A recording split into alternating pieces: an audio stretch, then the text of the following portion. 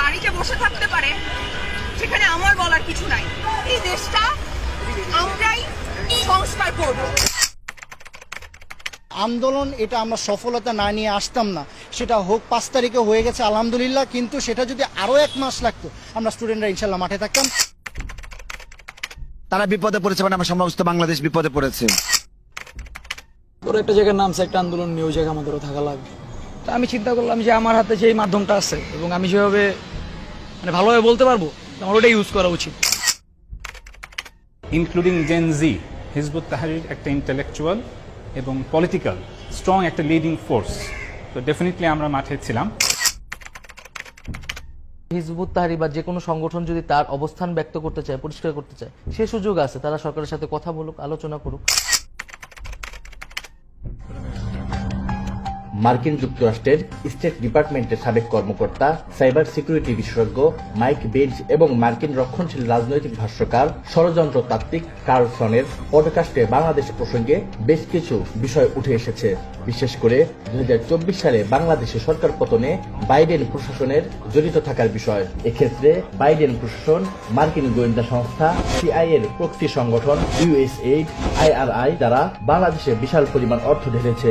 অর্থায়ন করা হয় মিডিয়া, সাংস্কৃতিক কর্মী, র্যাপার, হিজড়া, সমকামী, ট্রান্সজেন্ডার, রেডিক্যাল গ্রুপ, জঙ্গি সংগঠন, সন্ত্রাসী গ্রুপ, সোশ্যাল মিডিয়া ইনফ্লুয়েন্সার, শিক্ষক এবং শিক্ষার্থীদের উপর।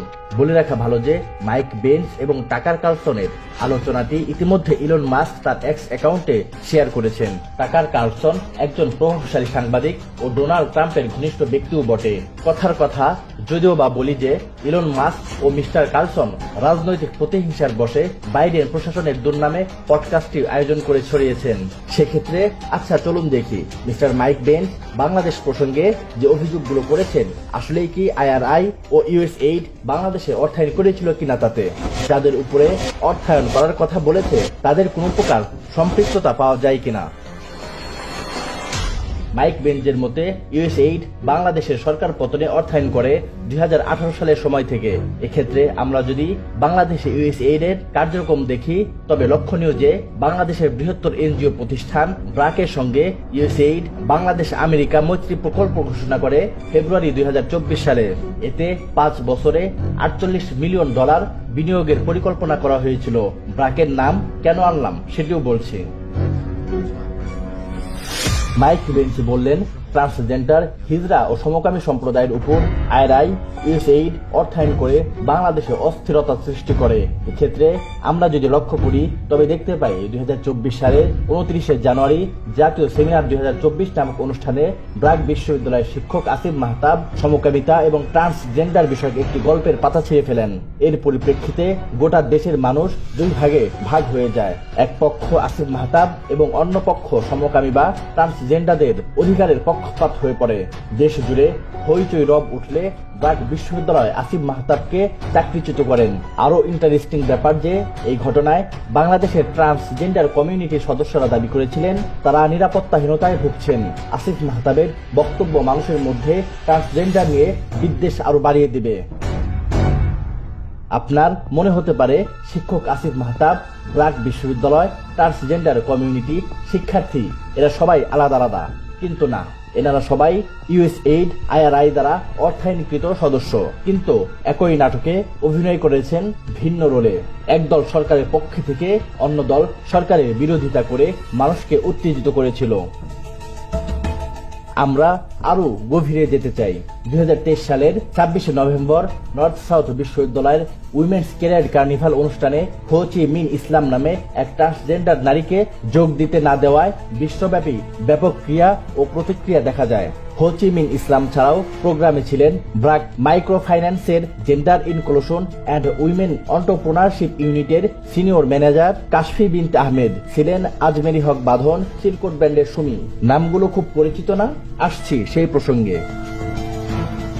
একই বছর অর্থাৎ 2023 সালের 10 আগস্ট গণভবনে তৎকালীন প্রধানমন্ত্রী শেখ হাসিনার সঙ্গে সাক্ষাৎ করেন হো চি মিন ইসলাম। সাক্ষাতের পর তার ফেসবুকে একটা স্ট্যাটাসের মাধ্যমে বলেন, ট্রান্সজেন্ডার মানুষদের জন্য আজকের দিনটি মাইল ফলক। বেশ দম্ভের সঙ্গেই বলেন, অস্ত্রোপচার করে পুরুষ থেকে নারী হয়েছি, গোপন করার কিছু নেই। এই যে ব্যাপারগুলো। এরপর নর্থ সাউথ বিশ্ববিদ্যালয়ে হো চি মিনকে ঘিরে বেশ তুলকালাম কাণ্ড। এগুলোর মাধ্যমে শেখ হাসিনার প্রতি জনমনে একরকম ধর্মীয় বিদ্বেষের ভাবধারা সৃষ্টি করা হয়েছে মাত্র। অর্থাৎ মেসেজটা এই যে আওয়ামী লীগ সরকারের সরাসরি সমর্থনেই ধর্মীয় মূল্যবোধের এদেশে ট্রান্সজেন্ডার ছড়ানো হচ্ছে। বাংলাদেশে আরো একজন ট্রান্সজেন্ডার নারীকে নিয়ে বেশ হইচই হয় 2021 সালে। নাম তার তাসনুভা আনান শিশির। বাংলাদেশে প্রথম ট্রান্সজেন্ডার নারী উপস্থাপিকা হিসেবে বাংলাদেশনে যাকে পরিচয় করিয়ে দেওয়া হয়। মজার বিষয়, তারা দুইজনই ব্র্যাক বিশ্ববিদ্যালয়ের শিক্ষার্থী এবং বাংলাদেশের ট্রান্সজেন্ডার কমিউনিটিকে প্রতিনিধিত্ব করেন। আরো মজার বিষয়, জুলাই অভ্যুত্থানে একদম সামনের সারি থেকে নেতৃত্ব দিয়েছিলেন হিজড়া সম্প্রদায়, ছিল ট্রান্সজেন্ডার সম্প্রদায়ের সমর্থন। আরো মজার বিষয় যে ট্রান্সজেন্ডার সম্প্রদায়ের বিপ্লবীগণ মার্কিন যুক্তরাষ্ট্রে বেশ আরামে জীবনযাপন করছেন। বলে রাখা ভালো, IRI এর অর্থায়নে ট্রান্সজেন্ডার সম্প্রদায়ের নাচ, শর্ট ফিল্ম সহ নানা কর্মসূচি 2018 থেকে 2024 এই সময়টাতে অনুষ্ঠিত হয়। বিহারি LGBTQ কমিউনিটি থেকে 77 জন অ্যাক্টিভিস্ট এবং 326 নাগরিক নিয়ে তারা আলাদা টিম গঠন করে বছরব্যাপী কার্যক্রম চালায়। এদিকে 2020 সালে বাইডেন প্রশাসন বাংলাদেশে ট্রান্সজেন্ডারদের ড্যান্স ফেস্টিভ্যালের জন্য $2.7 মিলিয়ন অনুদান দেন। 2024 সালের শুরুতে জানাজানি হলে মার্কিনীদের মধ্যে যা বেশ ক্ষোভের বহিঃপ্রকাশ ঘটায়, যেটা বাংলাদেশের প্রিন্ট মিডিয়াগুলো সাংবাদিকেরাও কৌশলে চেপে যায়। মাইক বেঞ্চের ভাষ্যে জুলাই আন্দোলনে ব্যবহার করা হয় সাংস্কৃতিক কর্মীদের। কারা এই সাংস্কৃতিক কর্মী? লক্ষ্য করলেই দেখবেন আন্দোলনে সামনে থেকে নেতৃত্ব দেয়া আজমিরি হক বাঁধন সহ আরো অনেকেই। বাঁধনের কথা উল্লেখ করলাম কারণ আপনাদের হয়তোবা মনে আছে, রেহেনা এবং খুফিয়া দুটি সিনেমা নিয়ে বাংলাদেশে তীব্র ইসলামিস্টদের মধ্যে বিরূপ প্রতিক্রিয়া দেখা দেয়। বিশেষ করে খুফিয়া সিনেমায় সমকামিতা নিয়ে হইচই হলে বাঁধনের পক্ষে এসে দাঁড়ায় ধর্মনিরপেক্ষ এবং আওয়ামী লীগপন্থী নেতাকর্মীরাই। আরো গভীরভাবে বলি, বাঁধনকে কখনো সাবেক মন্ত্রী ডাক্তার দীপুমণি, সাবেক ICT প্রতিমন্ত্রী জুনায়েদ আহমেদ পলক, আওয়ামী লীগ নেত্রী তারানা হালিমের সঙ্গে প্রায়শই দেখা গেছে। 2018 সালে নির্বাচনে আওয়ামী লীগের পক্ষে এবং 2020 সালে ঢাকা উত্তর সিটি কর্পোরেশন নির্বাচনে আওয়ামী লীগ প্রার্থী আতিকুল ইসলামের প্রচারণায় অংশ নেন বাঁধন। এই যে ব্যাপারগুলো, এসবের মাধ্যমে বাঁধন একদিকে নিজেকে আওয়ামী পন্থী হিসেবে জাহির করতে পেরেছেন, অন্যদিকে জুলাই অভ্যুত্থানে একটা ভাবে যোগ দিয়ে একটা মেসেজও দিয়েছেন। আওয়ামী লীগ সমর্থক হলেও আওয়ামী লীগের অন্যায়ে তিনি চুপ করে থাকতে পারেন না। জনগণ বুঝেছে, আরে আওয়ামী লীগের সমর্থকই যখন আওয়ামী লীগের বিরুদ্ধে, তখন আওয়ামী লীগ নিশ্চয়ই মস্ত বড় কোনো অন্যায় করেছে, আর তো ঘরে থাকা যায় না। বলে রাখা ভালো যে শেখ হাসিনার পতনের 40 দিন পূর্তি উপলক্ষে বাঁধনেরা গরু জবাই দিয়েছেন। এমনকি বঙ্গবন্ধুর মুরাল ভাস্কর্য ভাঙার পর তার জবাব ছিল এমন, বঙ্গবন্ধুর অপমানে তার 2 সন্তানই দায়ী। মাইক বেঞ্চে বললেন, জুলাই অভ্যুত্থানে নিষিদ্ধ সংগঠন যেগুলোকে মার্কিন সরকার ধ্বংস করতে চায় এমন জঙ্গি সংগঠনের উপর অর্থায়ন করা হয়। জুলাই অভ্যুত্থানে কি এমন কোন নিষিদ্ধ সংগঠন ছিল? উত্তর হবে হ্যাঁ। বিবিসি বাংলাকে দেয়া এক সাক্ষাৎকারে নিষিদ্ধ সংগঠন হিজবুত তাহরির অনলাইনের মূল সমন্বয়ক নর্থ সাউথ ইউনিভার্সিটির প্রাক্তন শিক্ষার্থী ইমতিয়াজ সেলিম প্রকাশ্যে দাবি করে বলেন, ইনক্লুডিং জেএনজি হিজবুত তাহরির একটি ইন্টেলেকচুয়াল এবং পলিটিক্যাল লিডিং ফোর্স। ডেফিনেটলি আমরা মাঠে ছিলাম, কিন্তু এই আন্দোলনটা কোনোভাবেই যাতে কালার না হয় এবং কোনোভাবে যাতে এটাকে কেউ প্রভাবিত করতে না পারে, আমরা খুবই সতর্কতার সাথে উইদাউট আওয়ার ব্যানার আমরা মাঠে ছিলাম। ইমতিয়াজ সেলিমের বক্তব্যে উঠে আসে 3টি প্রধান প্রাইভেট বিশ্ববিদ্যালয়ের নাম, নর্থ সাউথ, ব্র্যাক এবং ইস্ট ওয়েস্ট ইউনিভার্সিটি। মাইক বেঞ্চ বললেন, জুলাই অভ্যুত্থানে অর্থায়ন করা হয় শিক্ষার্থী ও শিক্ষকদের উপর। জুলাই আন্দোলনের সময় পাবলিক বিশ্ববিদ্যালয়ের হলগুলো খালি করলে হঠাৎ করে প্রাইভেট বিশ্ববিদ্যালয়ের শিক্ষার্থীরাই আন্দোলন চালিয়ে নেয়। 5ই আগস্টের পর খোদ প্রাইভেট বিশ্ববিদ্যালয়ের শিক্ষার্থীরা এক ইন্টারভিউতে দাবি করেন, যে কোনো মূল্যেই শেখ হাসিনাকে উৎখাত করাই ছিল তাদের প্রধান উদ্দেশ্য। এদিকে প্রাইভেট বিশ্ববিদ্যালয়ের শিক্ষার্থীদের উপর সরকার অ্যাকশন নিলে তাতে প্রতিবাদ জানিয়ে ওই আন্দোলনে সংহতি জানায় ব্র্যাক বিশ্ববিদ্যালয়ের 326 জন শিক্ষক। মাইক বেঞ্চ বললেন, শেখ হাসিনার পতনে র্যাপার এবং সোশ্যাল মিডিয়া ইনফ্লুয়েন্সারদের উপরেও অর্থায়ন করা হয়। এমন কোন র্যাপার বা সোশ্যাল মিডিয়া ইনফ্লুয়েন্সার কি আছে? উত্তর হবে জি আছে।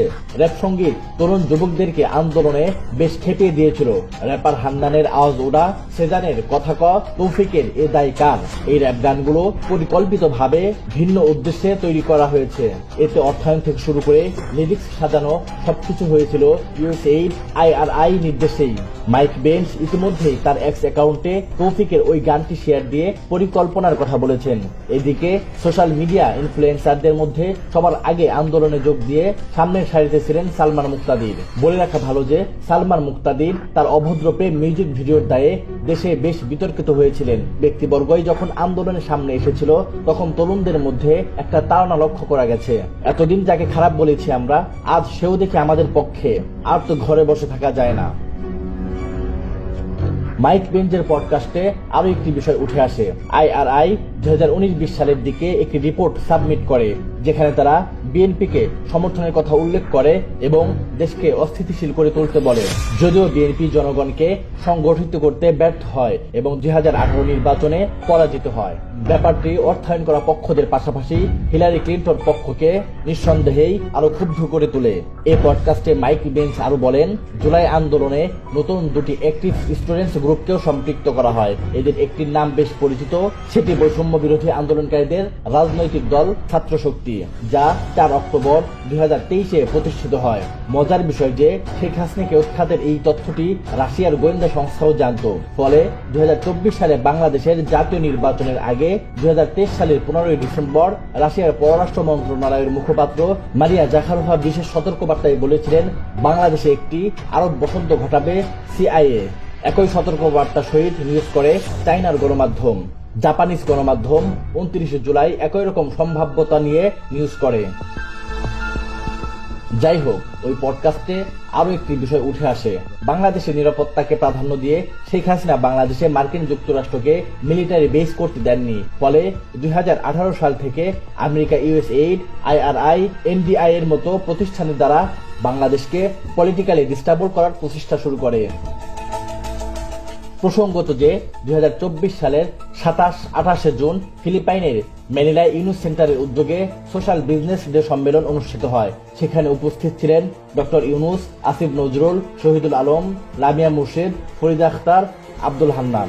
এই সম্মেলনটি আন্দোলন ত্বরান্বিত হবার ঠিক 1 সপ্তাহ আগেই অনুষ্ঠিত হয়। মজার বিষয় কি জানেন?